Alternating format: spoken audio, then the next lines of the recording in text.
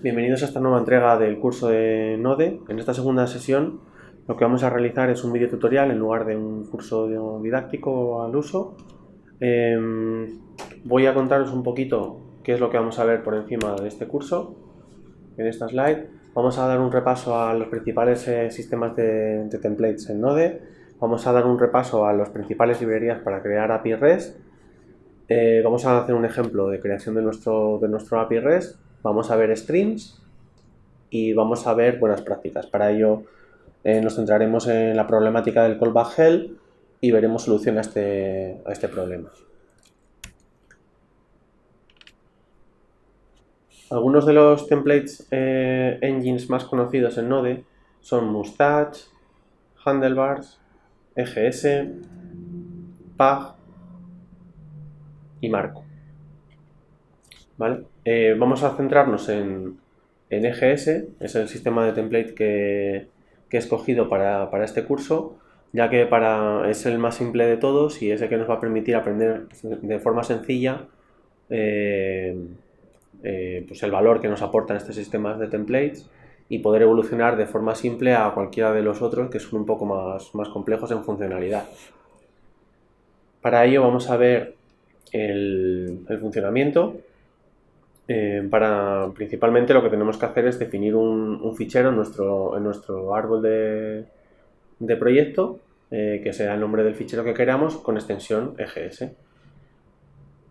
Segundo punto es leer desde nuestro programa en Node este fichero. Para ello, bueno, como hemos visto en el curso anterior, hacemos uso de la librería File System y hacemos un require también de la propia librería que es EGS.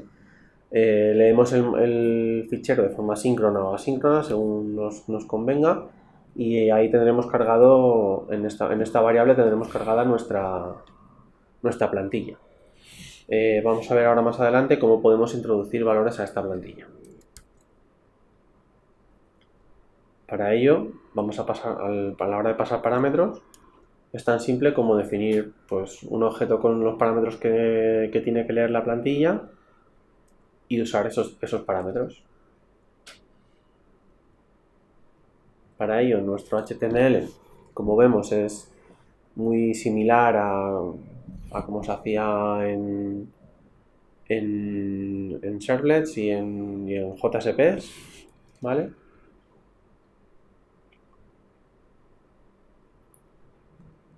Y la forma de renderizar la plantilla lo haremos con esta instrucción. Una vez que tenemos, si recordamos en la slide anterior, tenemos en template string tenemos el contenido de la plantilla y en params teníamos el objeto que los unía, ¿no?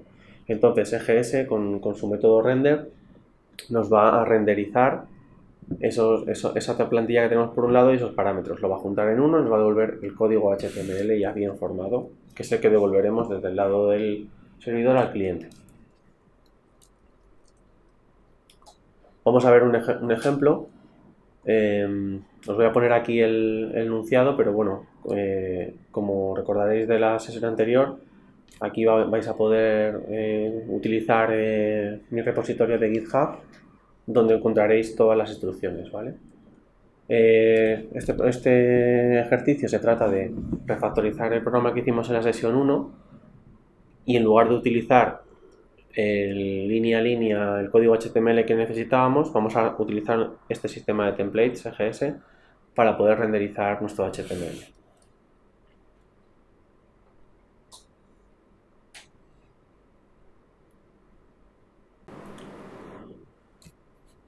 Aquí tenéis el resultado de la ejecución aquí tenéis el resultado del ejercicio.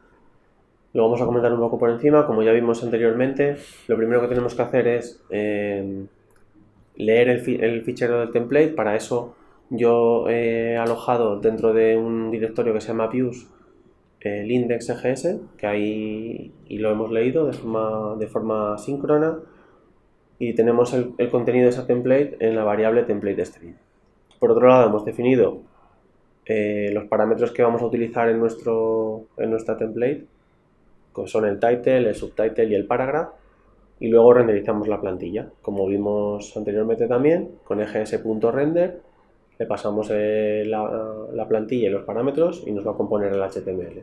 Y luego simplemente cuando te conectes al servidor, lo que hacemos es mandar en respuesta nuestro HTML.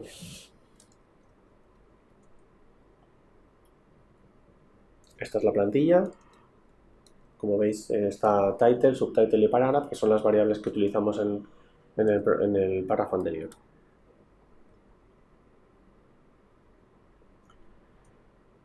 Bueno, pues vamos a ver los principales frameworks para crear APIs en el lado del servidor. Para ello está Express.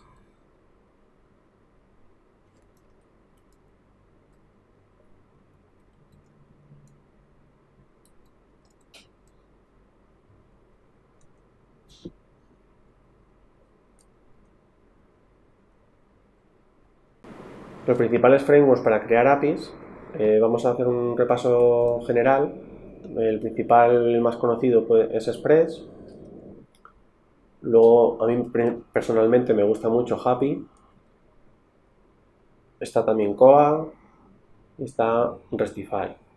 Dentro de la comunidad hay rumores en los que pues, Express ha sido comprado por una compañía que se llama Strong Loop, que viene es una subcompañía de IBM, y dicen que el futuro de Express es un poco incierto como framework standalone, ya que Strong Loop lo que ha construido es un framework open source que está basado en Express y que se denomina Loopback, ¿vale? Es un framework también que es para construir APIs, pero aparte de Express utiliza otra serie de frameworks para componer todo lo que necesitan. Aquí vamos a ver la estructura que tiene Loopback. Como veis, pues eso, tiene la parte de routing que está basada en Express y luego tiene también pues eso, conectores con Mongo, SOAP, REST y un montón de cosas más. Es bastante interesante. Luego, por otro lado, seguro que habéis oído hablar del stack min, que significa Mongo, Express, Angular y Node. Y bueno, para que veáis que este es uno de los frameworks más usados en desarrollo últimamente. Aquí vemos pues eso, lo que compone el stack min.io.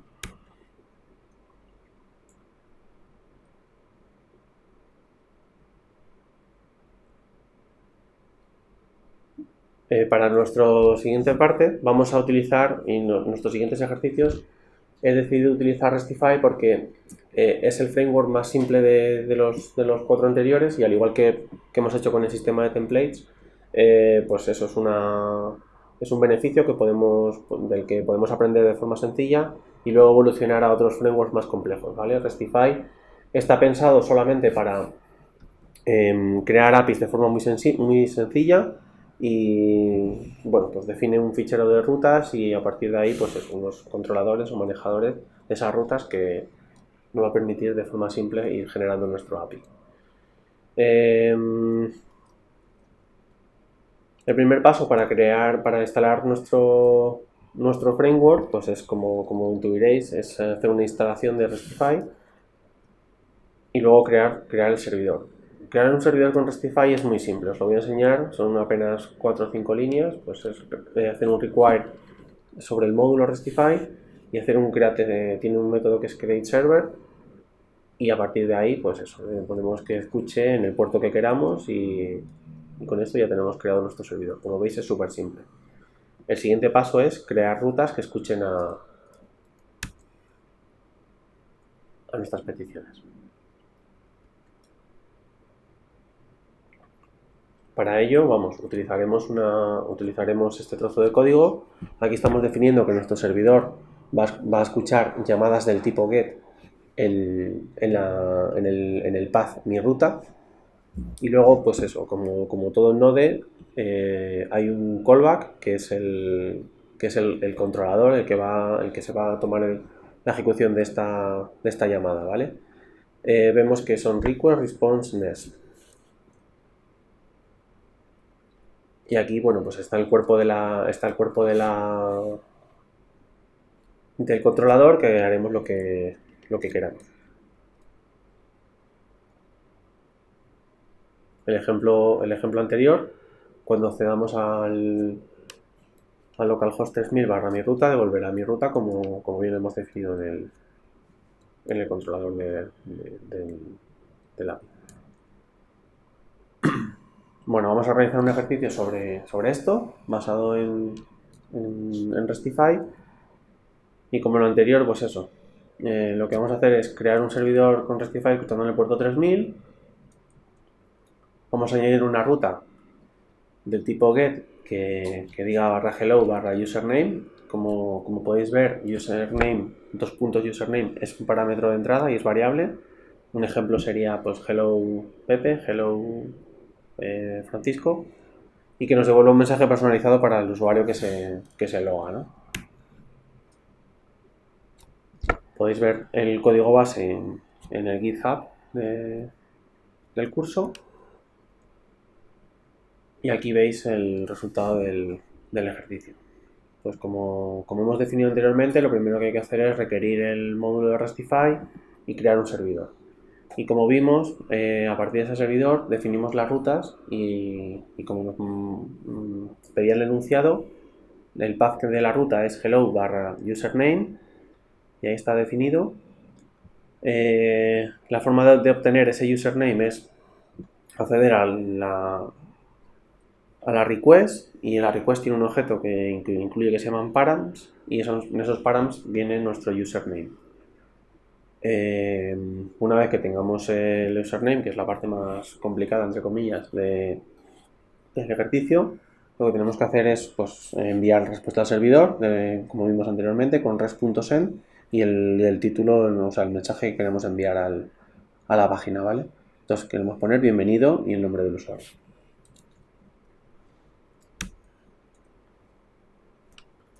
Vamos a hacer un repaso de lo que es un API REST. Seguramente hemos oído hablar muchas veces acerca de APIs y de lo que realmente son. Uno de los, es como muchos sabréis ya, es uno de los puntos fuertes de Node en la creación de API, ya que es muy simple, como hemos visto, la creación de rutas y facilita mucho la creación de este tipo de APIs. Bueno, vamos a repasar qué es una API REST. Seguro que todos hemos oído hablar de lo que son, de qué es una API REST y sus características, pero vamos a repasar un poco más en profundidad qué es lo que contiene. Es un protocolo cliente-servidor sin estado, por eso se denomina stateless. Eso significa que cada petición tiene la información que necesita para ser ejecutada. Es decir, que no necesita que haya un estado previo anterior en el que hayamos guardado para poder satisfacer nuestra petición. REST significa Representational State Transfer. Su mayor ventaja es la escalabilidad, ya que pues eso, como no tiene que guardar nada anteriormente, pues puede escalar de forma simple. Y una de las características fundamentales es que no se pueden utilizar verbos en la URL, solo sustantivos que son esos recursos. Es decir, que un ejemplo sería, si queremos componer un API que lea una librería, nuestro resource principal serían libros. Se suele poner en plural y se suele acceder al recurso libros a través de un ID. Entonces, utilizamos los verbos, que los verbos son los métodos con los que operamos el API. Tenemos get, post, put, patch y delete. Entonces, para crear un objeto libro dentro de nuestro API, accederíamos al recurso libros a través del método post y eso crearía un libro. Si queremos obtener la lista de los libros, pues accediendo al recurso libros obtendríamos todos los libros que componen nuestra librería. Si lo que queremos es acceder a un libro en concreto, pues accederíamos al recurso barra libros barra ID. Y si queremos modificar, pues tenemos dos métodos que son put y patch. Aquí, bueno, hay un poco de controversia. En general, put se utiliza para cuando sustituimos un recurso completo y patch es para cuando modificamos ciertas partes de nuestro recurso. Y luego está el método delete, que es para borrar uno de los recursos.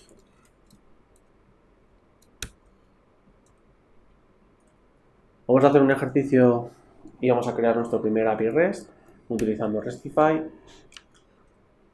Y vamos a hacer un ejercicio que lo que va a hacer es gestionar notas. Vamos a definir un recurso que se denomine nodes y vamos a generar los métodos post y get para crear una nota y recuperar las notas respectivamente. En este ejercicio lo que se trata es de recuperar las notas, todas las notas que haya en nuestro blog, ¿vale? Ya veremos en ejercicios posteriores cómo recuperar unitariamente notas. Os dejo, como siempre, el enlace a GitHub y vamos a ver un truco. Hay que utilizar esta instrucción que es restify.bodyparser, que es para mapear los parámetros de entrada en una llamada post. Esto lo que nos va a hacer es que desde un JSON nos mapee en un objeto de la request los parámetros, que en este caso se va a denominar payload, y en ese payload vamos a tener los parámetros que nos van a llegar en formato JSON a nuestra request.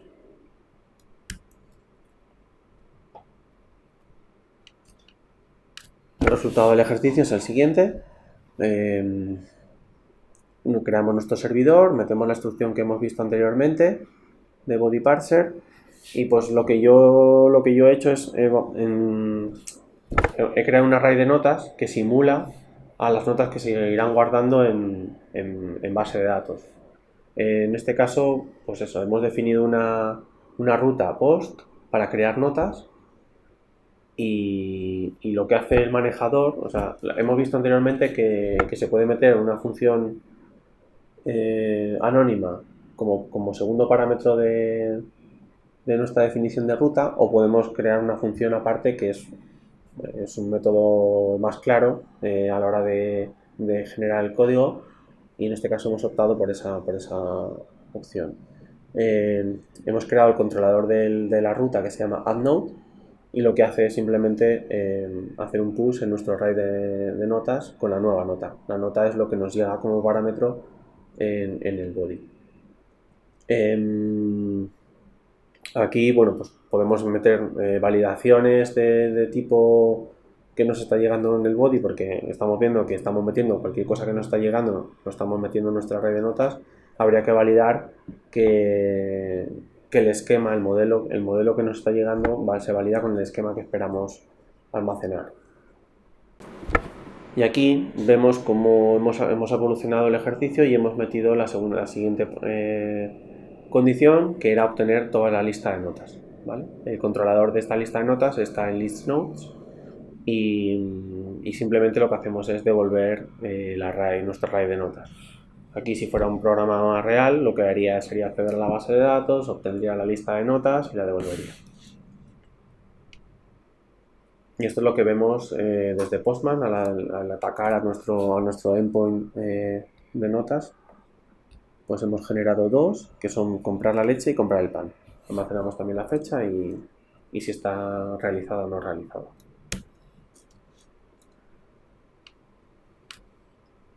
Vamos a seguir evolucionando nuestro ejercicio anterior y para ello lo que vamos a añadir son los métodos de editar y borrar una nota.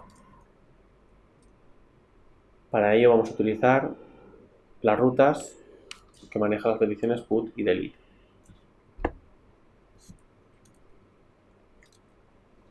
Como truco, os diré que a mí me ayudó un poco pues añadir un índice a la nota y devolver a la nota con su índice al insertar. O sea, es decir, cada vez que insertamos, devolvemos el índice de la nota que se ha insertado.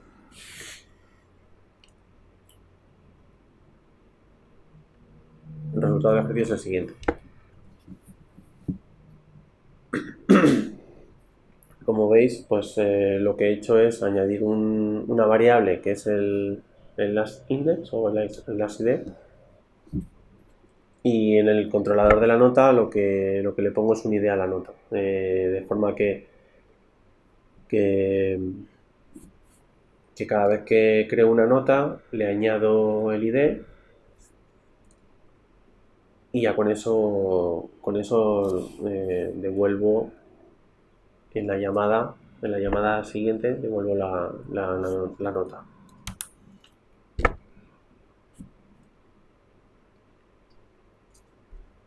Y aquí veis el resultado del ejercicio completo, en el que primero, pues como os comentaba anteriormente, añadimos la nota y luego el editar la nota y borrar la nota lo que hacen es, se basan en el ID que hemos devuelto, porque al listar todas las notas ya vemos si una tiene el ID 1, 2, 3, 4, el que sea, y entonces a partir de ahí podemos llamar a nuestro API con ese ID y hacer una edición o un borrado.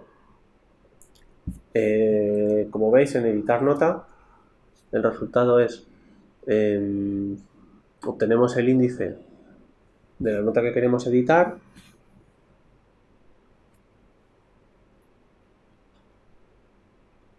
y lo que hacemos es sustituimos la nota que queremos, la nota por la nota nueva, ¿vale? Y a la hora de borrar, pues hacemos un filtrado. Este método filter es un método de programación funcional en JavaScript sobre la colección arrays, que lo que nos hace, pues eso, obtiene el ID que queremos borrar y se lo borra.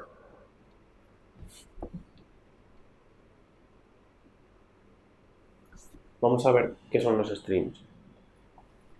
Los streams son chorros de información para la transmisión de datos. Es decir, tenemos un pedazo de información en la que queremos transmitirla y lo que hacemos es lo partimos en pequeños trocitos y los vamos enviando uno por uno a través de un buffer hasta que toda la información se haya transmitido. Vale. El flujo de transmisión se transmite en pedacitos que se denominan chunks y tienen diferentes eventos. Tienen el evento close, tienen el evento data, tienen el evento end, error o readable. Existen streams de lectura y streams de escritura. Como nota, en un servidor la request es del tipo HTTP incoming message, que es un readable stream, y la response, como que hemos visto anteriormente, es también del tipo HTTP server response, que es un writable stream. Esto lo utilizaremos en el siguiente ejercicio.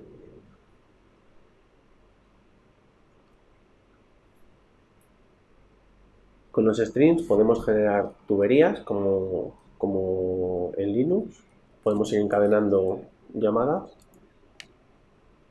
Podemos enganchar un stream de lectura a otro de escritura mediante pipes.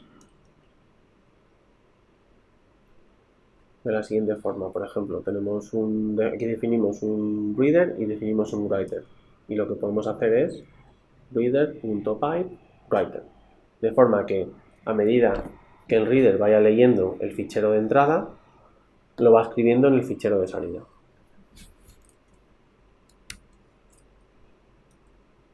Vamos a hacer un ejercicio de streams. Vamos a generar un servicio que suba fotos o archivos a un servidor. El envío será por un método POST y el body y la petición será de tipo binary.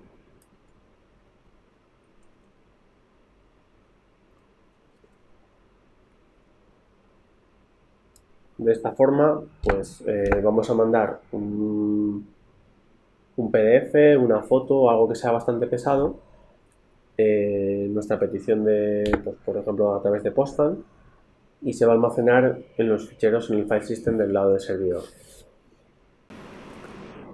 Para ello, también, como veréis en el enunciado, quiero que se calcule en el lado del servidor el porcentaje de subida del fichero. Y para ello, bueno, pues como pista os indicaría que, pues, como vimos en la teoría, vamos a ir leyendo eventos. Un evento es el onData y cada vez que nos llega ese evento recibimos un chunk. un pedacito de ese string. En ese pedacito de ese string tenemos una longitud y luego en la petición, al llegar la petición inicial, podemos calcular el tamaño del fichero que vamos a recibir de forma inicial y gracias a eso nos va a permitir calcular ese porcentaje.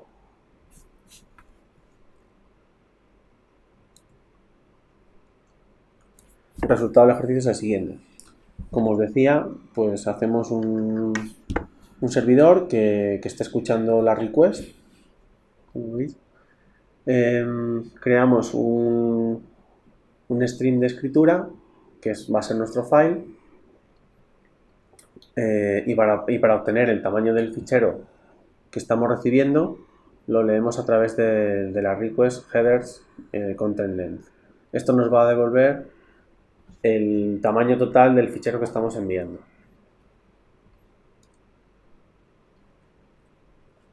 Entonces lo que hacemos es, a través de una tubería, la request que nos llega la metemos en el fichero. Esto nos va a guardar ya el fichero en nuestro sistema de ficheros, y para calcular el porcentaje tenemos este otro trozo de código que lo que va a hacer es, cada vez que le llega un trocito del evento data, le va a llegar un pedacito y a partir de ahí vamos sacando por consola el unload size que calculamos anteriormente, dividido entre el trocito de código que nos está llegando, y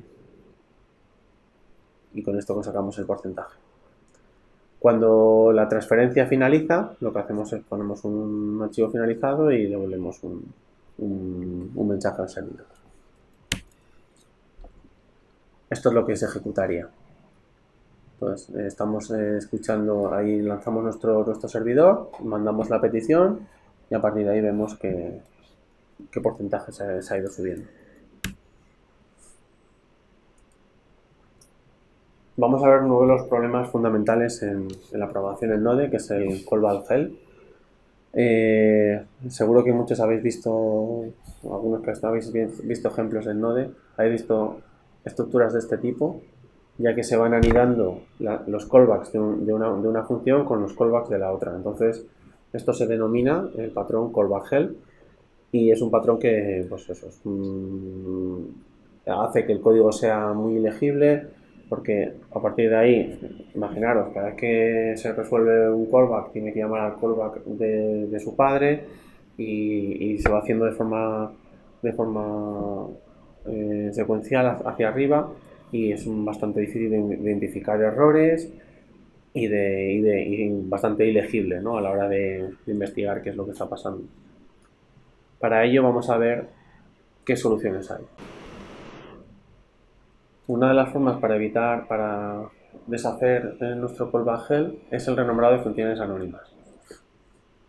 Aquí veis un ejemplo en el que nuestro método onSubmit lo que hace es una request y la primera parte es lo que submite y la segunda parte es el callback. Entonces, lo que vamos a hacer es, vamos a nombrar todas estas funciones anónimas que tenemos dos, y vamos a ver cómo queda. Primero nombramos las dos funciones, el formSubmit y el postResponse, y luego las extraemos aparte de la llamada. De forma que en el onSubmit del form llamamos al formSubmit y luego llamamos al postResponse, de forma que el código queda más estructurado y es más fácil detectar algún problema. En segundo lugar, tenemos librerías de control de flujo, como Async. Async es una librería y tiene diferentes métodos, como son Async series, Async waterfall, Async parallel, y nos va a permitir pues lanzar ejecuciones pues según vayamos necesitando. Este ejemplo que vemos aquí delante, waterfall, lo que hace es va llamando una función tras otra, de forma que va esperando a que una función finalice para pasarle como callback a la siguiente función pues una serie de errores o una serie de de argumentos que se le van pasando. Si veis, en la primera llamada le pasamos callback, le pasamos por convenio node, como os comenté en el curso anterior, pasamos lo primero si hay algún error, en este caso pasamos null, porque no hay ningún error, y luego dos parámetros, yes e it. Esos yes e it son los argumentos que recibe la segunda función en arg1 y en arg2. Si, por ejemplo, en algún punto de nuestra ejecución, de nuestro async waterfall, devolviéramos callback con un error, saltaría la ejecución de las siguientes funciones y pasaría al callback general, que es el que vemos atrás, y que se ejecutaría ese controlador del evento. Y finalizaría la ejecución.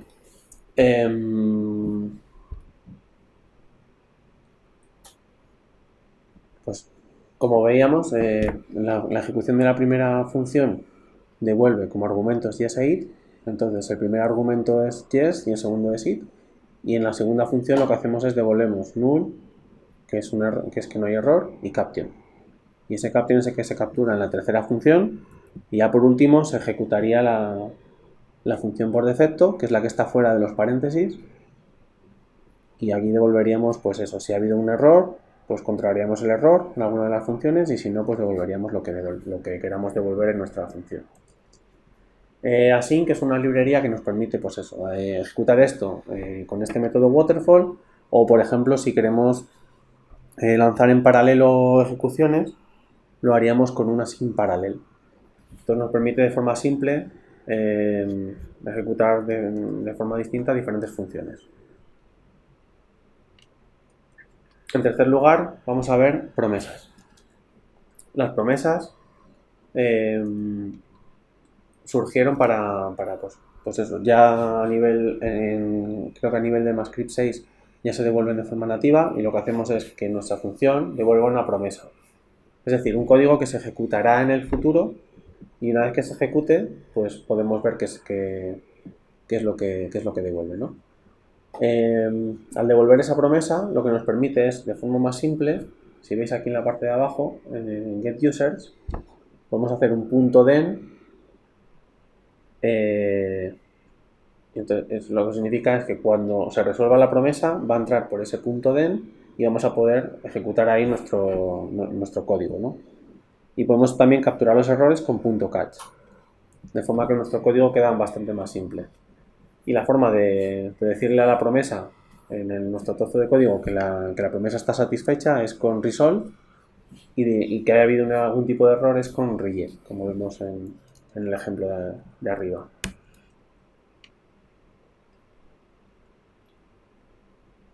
Otro método para evitar nuestro callback hell son las funciones generadoras. Estas funciones generadoras se han introducido ahora en el MAScript 6, y lo que hacemos aquí, según vemos, es se denotan con función asterisco, y lo que hacemos es a partir de una librería que se llama co, que también nos va a permitir generar, es un tipo async, nos va a permitir controlar el flujo. Vamos a hacer, vemos que hay una palabra reservada que se llama yield, que es que cuando lea la palabra yield va a esperar a la ejecución de la función. Entonces, lo que hacemos aquí es acceder a una base de datos, a una Mongo, de forma simple. Entonces hacemos que definimos la variable db, y lo que hacemos es llamar al cliente de Mongo y hacer una conexión con una URL. Entonces hacemos con yield, lo que va a hacer es parar la ejecución en ese punto y nos va a devolver en db, nos va a devolver esa conexión. El siguiente punto de ejecución es hacer una inserción. Entonces vamos al trozo de código que hace la inserción, que es el insert1. Entonces hay un yield también que lo que hace es insertar un documento y espera a que esa respuesta sea insertada. Y con esto pues también vamos viendo cómo se va parando de forma síncrona la ejecución de las trozos de código que nos interesa parar, ¿no?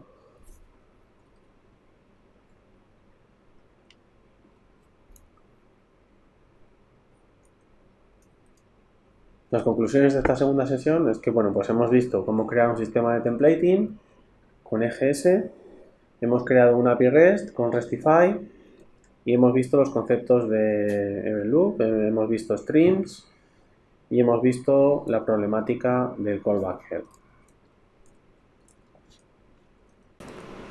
Muchas gracias, espero que os haya gustado el video tutorial y cualquier duda que tengáis no dudéis en contactar e intentaremos resolverla lo mayor pronto posible. También publicaremos en nuestro GitHub el resultado, las respuestas de los ejercicios para que podáis chequear que vuestros resultados son correctos. Y bueno, pues eso, no dudéis en escribirnos a través de GitHub, a través de correo, todas las dudas. Muchas gracias y un saludo.